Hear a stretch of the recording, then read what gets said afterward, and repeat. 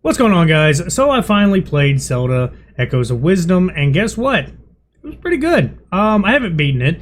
This is just a few hours in, and also there's going to be spoilers, but I'll go ahead and get into it. This video probably won't be that long, but I'm just going to go ahead and get into the meat of it and let you know that, yeah, it was a good game. I was surprised at how good it was. My expectations were kind of mediocre because I thought it was just going to be another Zelda game with a little bit of a gimmick, kind of like Link's Awakening, which was still really good. I just thought it was going to be in the aspect of not a very long game, but fun. Probably, you know, one of those games I wouldn't say has replayability like a lot of Zelda games do to me. And I've mentioned in a past video that I thought it was probably going to be, I'm not going to say garbage, okay, because it's not. I didn't have the expectation it was going to be a bad game. But I thought if this is going to be technically the worst game they've done outside the CDI or whatever, the CDO, the Philips games, I thought, well, you know what, even if it's the worst, it's still like a good game. Being the worst of good titles is quite an achievement, and that's the thing. Even if it was bad, it still would be good by standards. And yeah, no, it was above that. I still don't really know where to place. I guess Skyward Sword to me is probably the worst Zelda game now, but while still being a good game. Like, that's the thing. I'm not saying, when people hear worst, they think it means it's negative. No, just because it's at the bottom of my list doesn't mean it's the worst. But yeah, this game was surprising. A lot of stuff is in it, a lot more than I thought. You know, I just thought it was the Echoes. Like, the Echoes was going to be it, maybe some healing items, and that was about it. No, I was completely wrong. There's a lot of items that you have to equip to Zelda that actually allows her to have certain small abilities, little passive abilities, stuff like more hearts dropping or being able to swim faster. And also, you know, you do get to increase the amount of, basically, I forget what it's like, something that follows I forget the person's name. It's the person following you, giving you abilities. But basically, their tail is little floating, like, specks, and the more you get to use. So the Echoes cost between 1 and, right now, 3 little bitty specks or whatever of his tail, and depending on how many you have on the tail, depends on what you get to do. And some of the stuff only costs 1, and it makes traversing the map really cool. Like, this is very unique to where you can, like, stack items and make, like, I use beds. Beds is, like, my primary thing. And I just make stairs out of everything and just climb up over stuff that I shouldn't. And I've only done the one dungeon. So, yeah, I'll go ahead and say this. It's very reminiscent of Link to the Past, and I love that. And, you know, obviously with the Link's Awakening graphics. And that's the thing that's really good about this, is that it is in the old, you know, set back in the, you know, SNES days. That's what it feels like. And it's really good to have that nostalgia feel with a fresh coat of paint.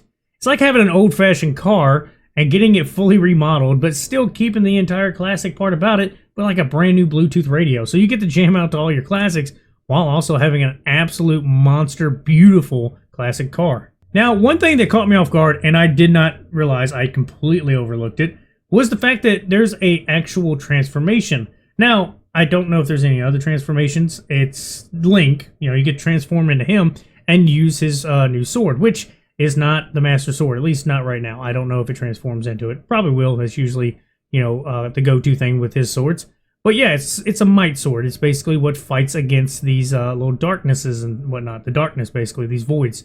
And it's really cool. I like it. It's a little bit of a, you know, a little bit of a twist.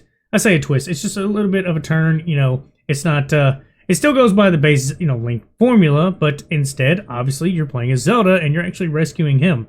Now, he does rescue you in the beginning, and then he gets trapped. He still breaks you out, and you break yourself the rest of the way out. And yeah, it kind of turns it on its head because the king wants you rescued. Everybody rescues you, and then boom, the king and his two helpers get sucked into the void. And then what you think is either them evil, but like clones of the void come out as her, you know, as the king and the two helps, and they basically say, hey, it's time to arrest her. She's the one causing all these voids. I have to say the map is really cool, but I will say, and this is the only negative thing, there's like 2. One of them is just, it's become pretty much standard, which is the Ubisoft method, where you go to these different, this one doesn't have towers, but it has, you know, warp zones that's kind of act just like the towers did in Breath of the Wild and a lot of Ubisoft games.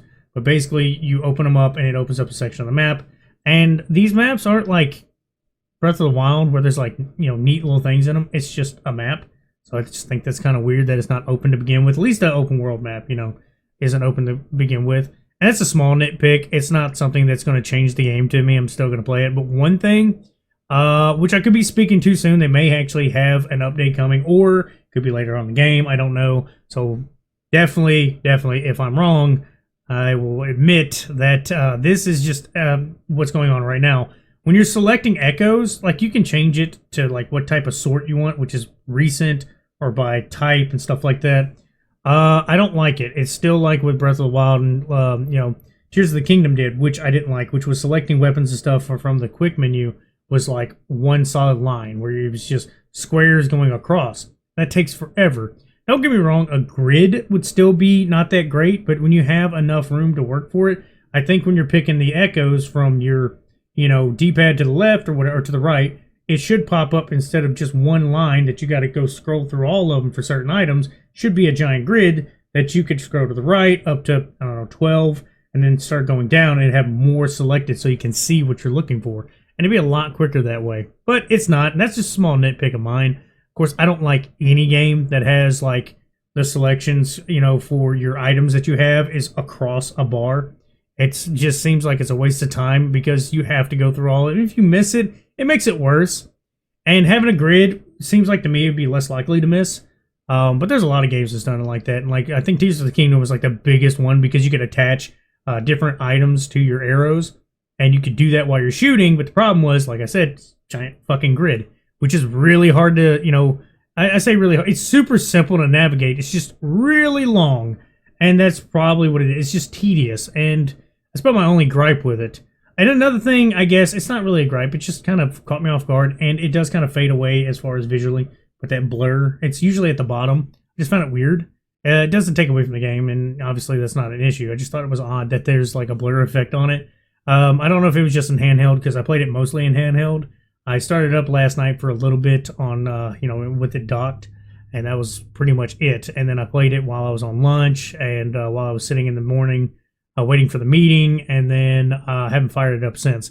I got a few hours in it since last night and today while I was at work for a little bit. But yeah, guys, I have to say, solid game. They did pretty much another good one. I would actually classify it, to me, it's a banger. It's really good to see her take the hero role, I'm not going to lie. It's kind of spins it on its head a little bit.